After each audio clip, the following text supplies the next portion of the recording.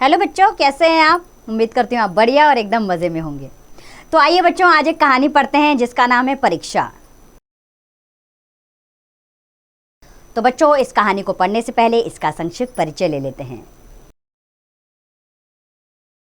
बच्चों, इस कहानी में दिखाया गया है कि हमें अपने अंदर दया, करुणा, सहानुभूति जैसे गुणों का विकास करना चाहिए, तभी हम सही अर्थों में मानव बन सकते हैं। इन गुणों के बिना चाहे हम कितने ही विद्वान या कार्यकुशल क्यों ना हो, मानव कहलाने के अधिकारी तो बिल्कुल भी नहीं है।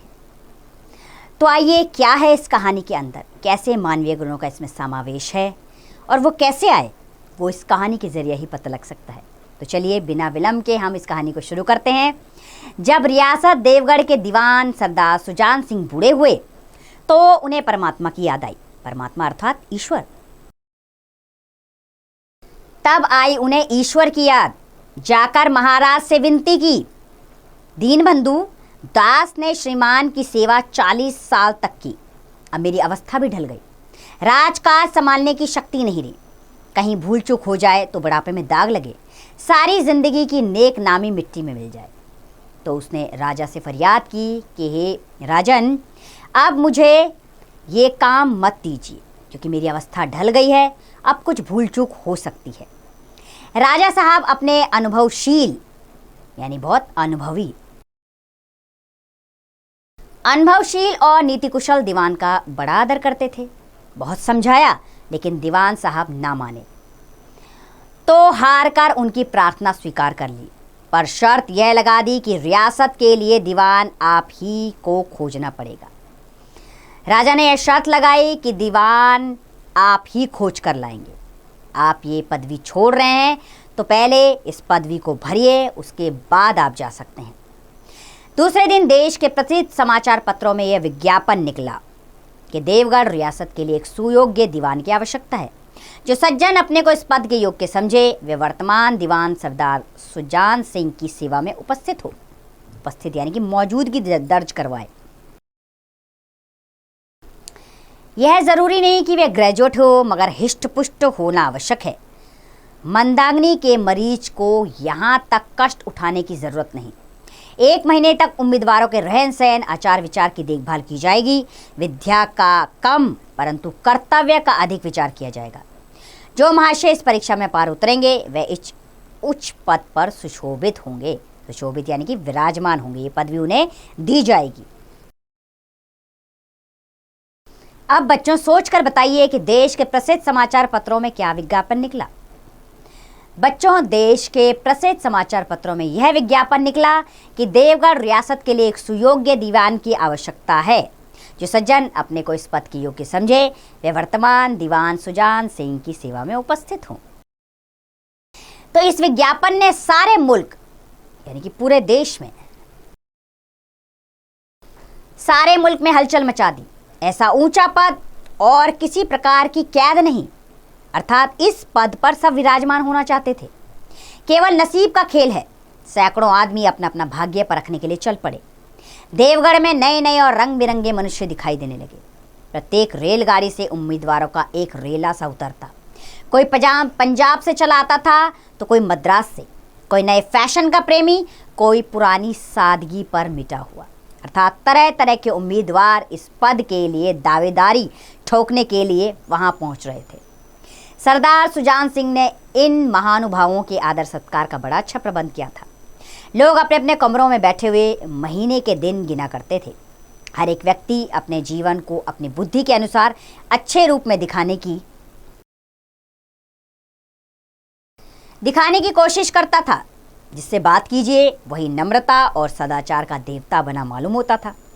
लोग समझते थे कि 1 महीने का झंझट है। झंझट यानी कि परेशानी है। जितने भी उम्मीदवार वहां आए थे वो सोच रहे थे कि केवल 1 महीने की परेशानी है, किसी तरह काट लें, कहीं कार्य सिद्ध हो गया तो कौन पूछता है।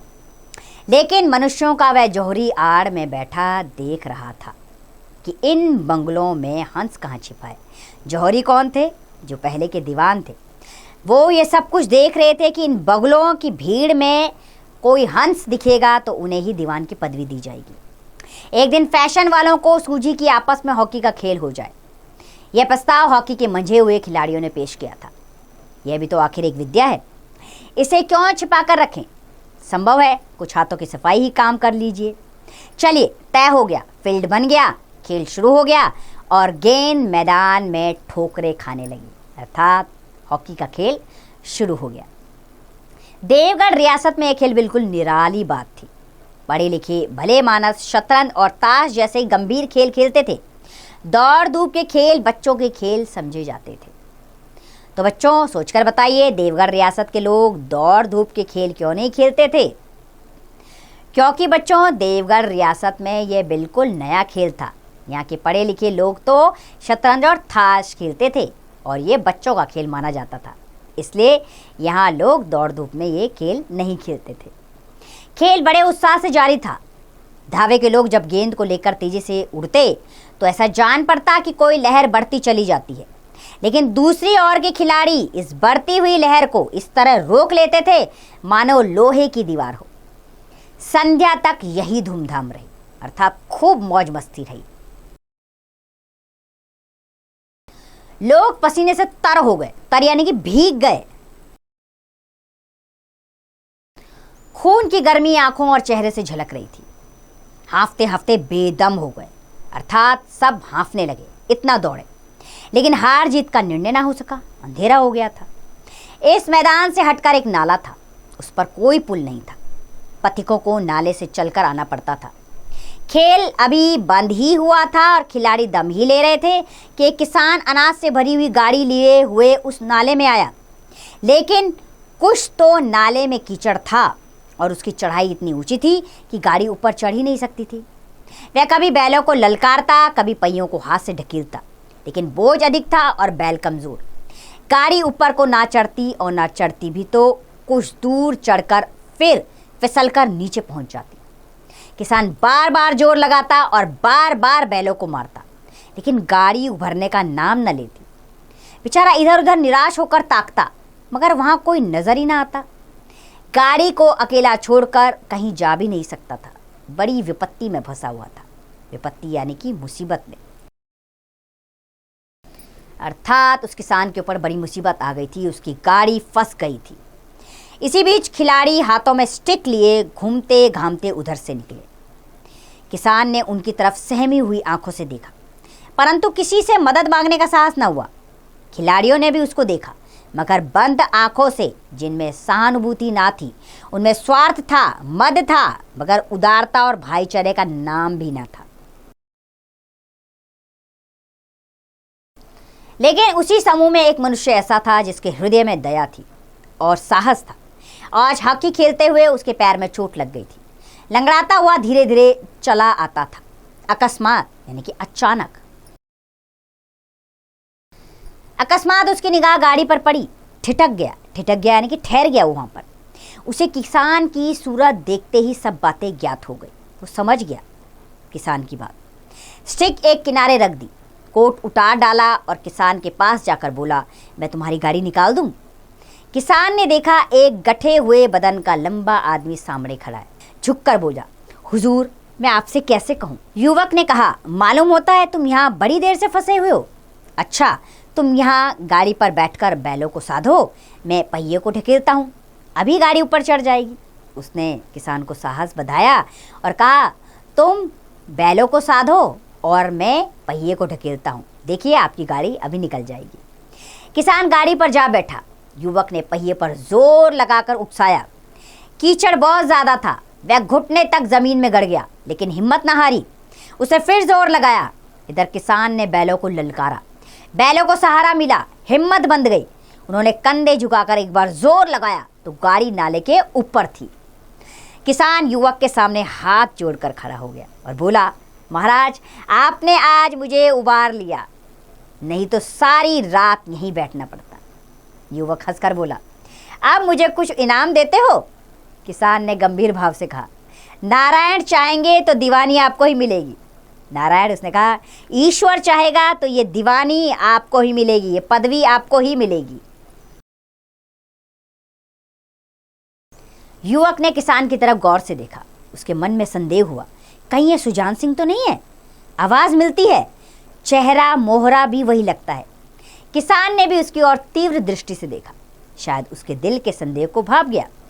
मुस्कुराकर बोला, गहरे पानी में बैठने से ही मोती मिलता है। महीना पूरा हुआ और चुनाव का दिन आ पहुंचा। उम्मीदवार लोग प्रातःकाल से अपनी अपनी किस्मत का फैसला सुनने के लिए उत्सुक थे। उत्सुक यानी कि बेचैन थे। दिन काटना पहाड़ हो गया। प्रत्येक के चेहरे पर आशा और निराशा के रंग आते जाते थे। अर्थात सब आश्चर्य में थे और अभी सब इस दुविधा में थे, आखिर जीतेगा कौन। नहीं मालूम आज किसके नसीब जागेंगे, ना जाने किस पर लक्ष्मी की कृपा दृष्टि होगी। संध्या समय राजा साहब का दरबार सजाया गया। शहर के रईस, राज्य कर्मचारी और दरबारी, दीवानी के उम्मीदवारों का समूह सब रंग बिरंगी सज धज बनाए दरबार में आ विराजे। उम्मीदवारों के कलेजे धड़क रहे थे। तब सरदार सुजान सिंह ने खड़े होकर कहा, दीवानी के उम्मीदवार महाशयों, मैंने आपको जो कष्ट दिया है उसके लिए मुझे क्षमा कीजिए। इस पद के लिए ऐसे पुरुष की आवश्यकता थी जिसके हृदय में दया हो और साथ साथ आत्मबल भी। हृदय वह जो उदार हो, आत्मबल वह जो विपत्ति का वीरता के साथ सामना करे। और इस रियासत के सौभाग्य से हमको ऐसा पुरुष मिल गया है। ऐसे गुण वाले संसार में कम हैं और जो हैं वे कीर्ति और मान के शिखर पर बैठे हुए हैं। उन तक हमारी पहुंच नहीं। मैं रियासत को पंडित जानकी नाथ सा दीवान पाने पर बधाई देता हूं। तो बच्चों सोचकर बताइए, सरदार सुजान सिंह ने रियासत को किस बात की बधाई दी? बच्चों, सरदार सुजान सिंह ने रियासत को इस बात की बधाई दी कि हमें ऐसा सुयोग्य दीवान मिल गया है। रियासत के कर्मचारियों और रईसों ने जानकीनाथ की तरफ देखा। उम्मीदवार दल की आंखें उधर उठी, मगर उन आंखों में सत्कार था, इन आंखों में ईर्ष्या। ईर्ष्या यानी कि जलन। अर्थात मन ही मन सारे उम्मीदवारों से जल रहे थे। सरदार साहब ने फिर फरमाया, यानी कि फिर दोहराया, आप लोगों को यह स्वीकार करने में कोई आपत्ति नहीं होगी कि जो पुरुष स्वयं जख्मी होकर भी एक गरीब किसान की भरी हुई गाड़ी को दलदल से निकाल कर नाले के ऊपर चढ़ा दे, उसके हृदय में साहस, आत्मबल और उदारता का वास है। ऐसा आदमी गरीबों को कभी नहीं सताएगा। उसका संकल्प दृढ़ है जो उसके चित्त को स्थिर रखेगा। वह चाहे धोखा खा जाए, परंतु दया और धर्म से कभी पीछे नहीं हटेगा। ये थी कहानी जो हमें सिखाती है कि अगर आप दूसरों के काम आएंगे तो जीवन में आप ज़रूर सफल होंगे। ये कहानी मुंशी प्रेमचंद द्वारा रचित है। तो आइए एक बार मुंशी प्रेमचंद के बारे में भी जान लें।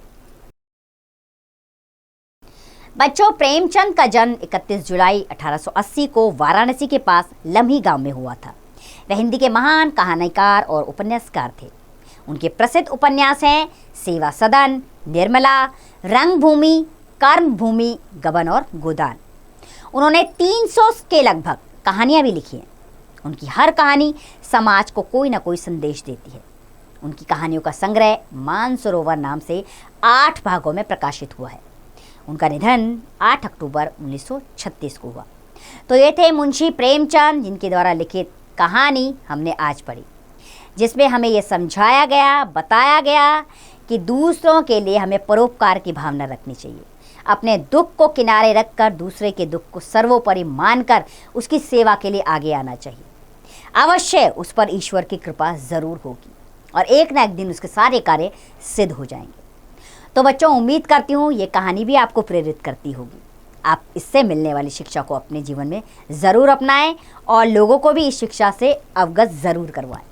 अब इसका पाठ का अभ्यास करें, आप स्वयं कीजिए।